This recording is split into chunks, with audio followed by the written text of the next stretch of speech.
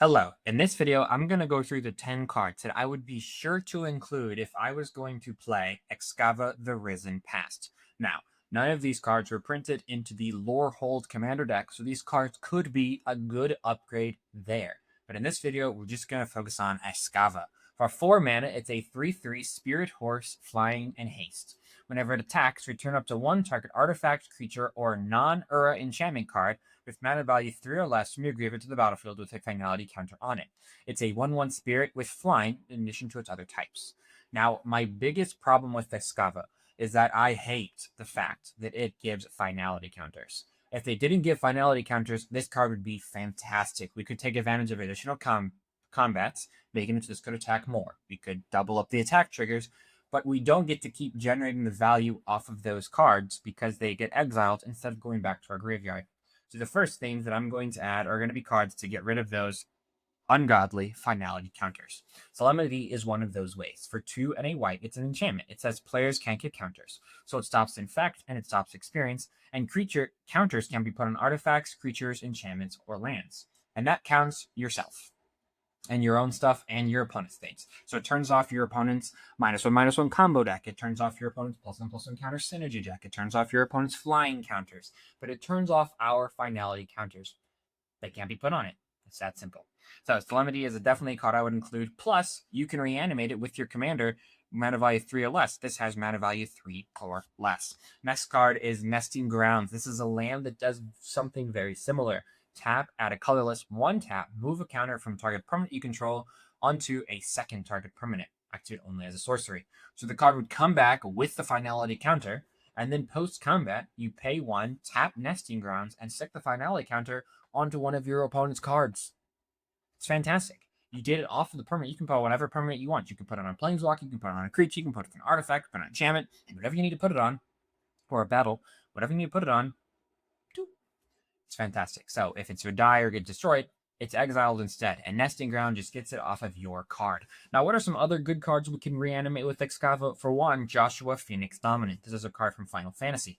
It has converted mana cost 3 or less. It's a 3/4 that enters, discards 2, and lets you draw that many. The nice thing is, if you don't want to discard anything, you don't have to. But if you want to discard cards that you want to reanimate later, Joshua can help you do that. And then for 5 mana, you can tap Exile Joshua, and it transforms into a Saga creature, Phoenix Warden of Fire. It's a 4/4 with flying and lifelink, so it hits hard and gains you life. The first 2 times that the Saga enters or a lore counter is put on it, it deals 2 damage to each opponent. 1, 2, 2 damage, 2 damage. So that's 6 around the table. Return any number of target creature cards with total mana value 6 or less from your graveyard to the battlefield. Then exile the Phoenix and return it back. Joshua would re-enter and then discard 2 cards and draw that many cards. So, super cool. Couple cards, things I want to say here. Now, the Saga wouldn't get counters with Solemnity, but the chances of you playing both of these cards are very slim. At the same time in the same game. I also want to say that Joshua transforms, and you get to choose when it transforms. If you want to remove Saga, if you want to remove the lore counters to keep getting the 2, you can do that with Nesting Grounds. Just put this Saga onto a different permanent. Who cares if your commander builds up lore counters? Who cares? It also returns 1 thing from the graveyard with mana value 3. If we're focused on mana value 3 or less, it can return 2 things and then retransform and re-get the discard to draw to discard other things. All around a good card. Grasp of Fate is 1 white for an enchantment. When it enters, for each opponent, exile up to 1 target non-land permanent that player controls until it leaves the battlefield. It has 3 or less, and it targets each of our opponents. It's not one of those like, oh, I'm going to exile 1 thing. You're going to exile 1 thing from each opponent and then keep it in play. Pretty good. I think it's good. Lauren of the Third Path. It's a total mana value 3 or less. It's a 2/1 with Vigilance, and it enters, destroys up to 1 target artifact or enchantment. So now you have some removal that Excava has access to in the graveyard. And then you can tap and make you and target opponent each draw a card, giving you some political favors. Like, okay, if you don't attack me, I'll let you draw. How about that? Oh, if you do this, I'll let you draw. How about that? Some good stuff. Speaking of drawing, Enduring Innocence is 1 white for a 2/1 with lifelink. Whenever 1 or more creatures you control with power 2 or less enter, draw a card. It only triggers once each turn.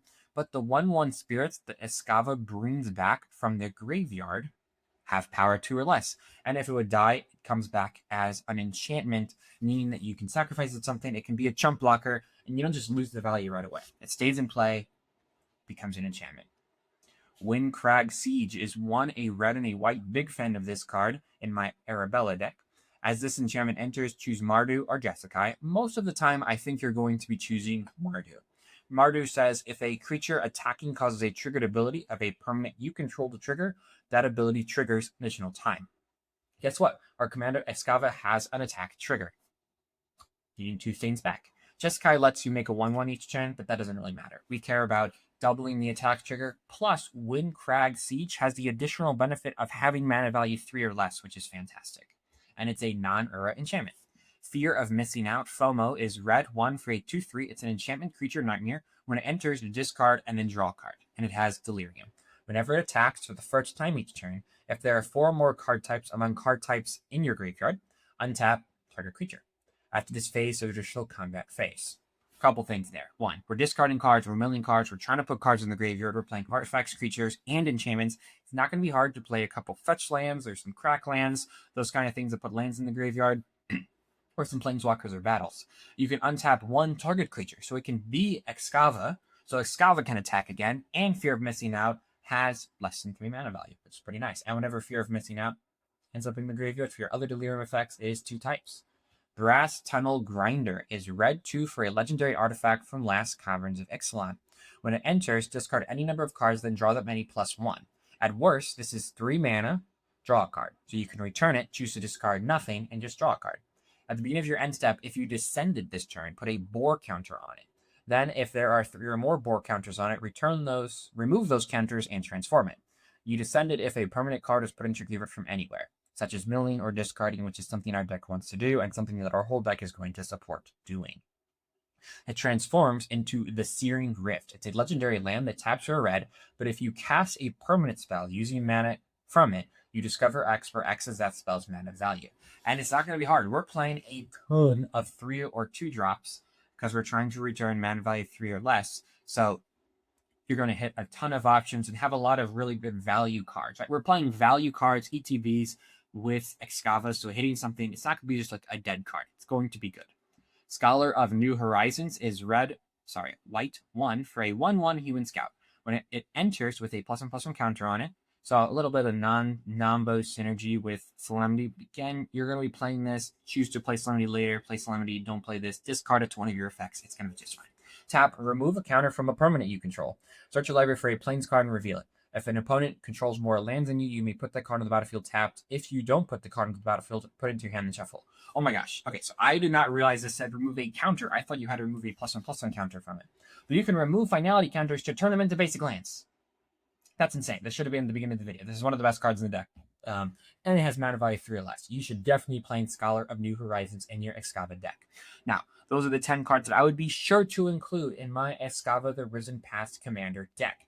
I hate the finality counters. Getting rid of the finality counters make this deck so much better. If you want to see me run through all of the cards in the Lorehold Precon, you should see it on your screen right now. You should also see the ability to subscribe so you can keep watching more videos like this. If you like it, give it a like. I hope you have a good rest of your day, and may your top decks be ever in your favor. Thank you.